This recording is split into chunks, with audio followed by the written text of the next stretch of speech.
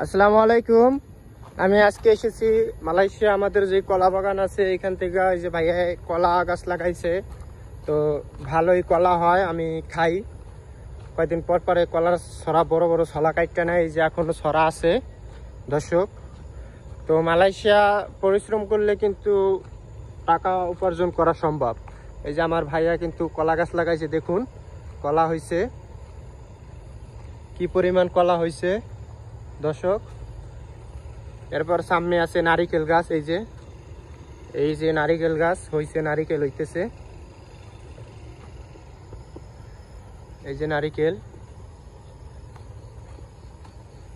দর্শক। এই যে কলার অভাব নাই, নিচে আরো নারিকেল গাছ আছে।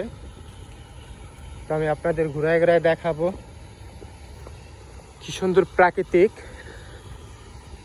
এই যে নারিকেল ডাব হয়েছে, আমি আসি না যদিও, তারপর আজকে আসলাম, ভাইয়া আমাকে আসতে দেয় না। কি পরিমাণ পানি নামতেছে। এই যে ডাব, এর মাঝে বড় বড় ডাব হয়েছিল, খাইছে, ভালোই ডাব হয়েছে মাশাআল্লাহ। কি পরিমাণ ডাব হয়, একটা গাছে অনেক ডাব হয় দর্শক। এই যে ঝর্ণার মতো পানি নামতেছে। তো এটা হচ্ছে পাহাড়ের উপরে, তো এই যে সব পাথর দর্শক। আমার ভাইয়া কিন্তু কাজ করে এইখানে, এই যে পাম্প আছে, পাম্প বলতে এই যে পাইপ এইখান দিয়ে এই পানি, ভাইয়া হচ্ছে পানি, এটা হচ্ছে অ্যাপলন। এখানে যত ময়লা আবর্জনা প্লাঙের ভিতরে পানি আছে সব এখান থেকে পরিষ্কার হয়ে এই খালের ভিতর যায়, যাতে কোনো মাছ না মারা যায়।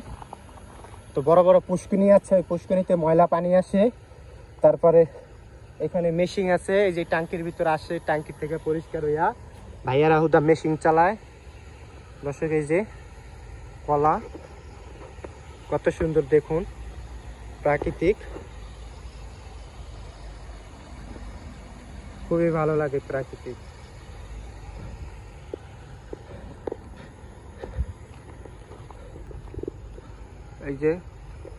এই যে নারিকেল গাছ, কলা গাছ। আমার ভাইয়ার সবজি ক্ষেত আছে এখানে, বেগুন, ভেন্ডি, কাঁচামরিচ, তারপরে হচ্ছে লাল শাক, লাউ, অনেক সবজি আছে। তো ভালো থাকবেন সবাই। ভিডিওটি ভালো লাগলে লাইক কমেন্ট শেয়ার করবেন। আমার এই চ্যানেলটি মেনলি হচ্ছে ব্লগ ভিডিওর জন্য, পাহাড়ি সৌন্দর্য তুলে ধরার জন্য। তো আপনাদের জন্য নতুন নতুন ভিডিও নিয়ে আসবো। সবাই ভালো থাকবেন, সুস্থ থাকবেন। ধন্যবাদ ভিডিওটি দেখার জন্য। আমার ভাইয়া যে এখানে কাজ করে। আল্লাহ হাফেজ।